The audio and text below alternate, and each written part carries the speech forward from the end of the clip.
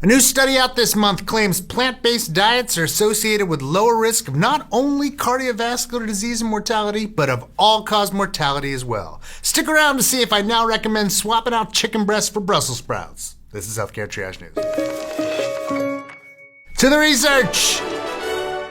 A new study in the Journal of the American Heart Association analyzed data generated from a previous study of a group of middle-aged adults between 1987 and 2016 to examine the relationship between plant-based diets and health outcomes. The original study gathered data from over 15,000 participants from 4 places in the United States during 7 visits over 2 decades. Researchers from the current report used data from 2 food questionnaires administered at the first and third visits of the original study to assign plant-based diet scores to each participant. These scores included 4 categories: overall plant-based diet index, healthy plant-based diet index, unhealthy plant-based diet index, and pro-vegetarian diet index. The overall plant-based diet index was based on all plant and animal food intake. The healthy plant-based diet index was based only on intake of whole grains, fruits and vegetables, nuts and legumes, and coffee and tea.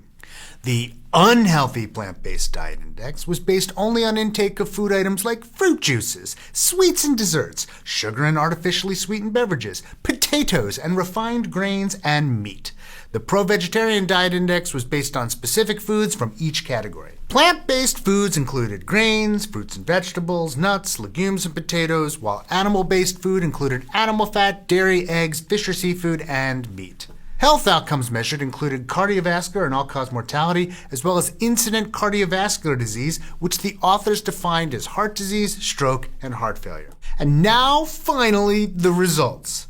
Participants with the highest adherence to the overall plant-based diet and pro-vegetarian diet had an associated decrease in risk of cardiovascular disease, 16%, cardiovascular disease mortality, 31 to 32%, and all-cause mortality, 18 to 25%. Higher adherence to the healthy plant-based diet was associated with 19% lower risk of cardiovascular disease, but 11% lower risk of all-cause mortality, and was not associated with incident cardiovascular disease. But, of course, these percentages reflect the relative risk. Absolute risk reductions about 1 to 2 per 100,000 person years. But look, the major issue here lies in related characteristics of people who are likely to eat a mostly plant-based diet. And I'm not guessing here, this is right from the study itself.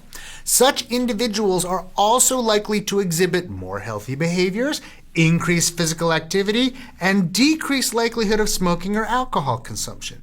They're also more likely to be wealthier, more educated, white, and female. And in many ways, all of these factors also heavily influence cardiovascular and mortality outcomes. And yes, the researchers did attempt to control for these statistically, but statistical analyses are not built to tease out the effects of one variable among so many, especially in a study that was not specifically designed for the hypothesis being tested. And here's another issue.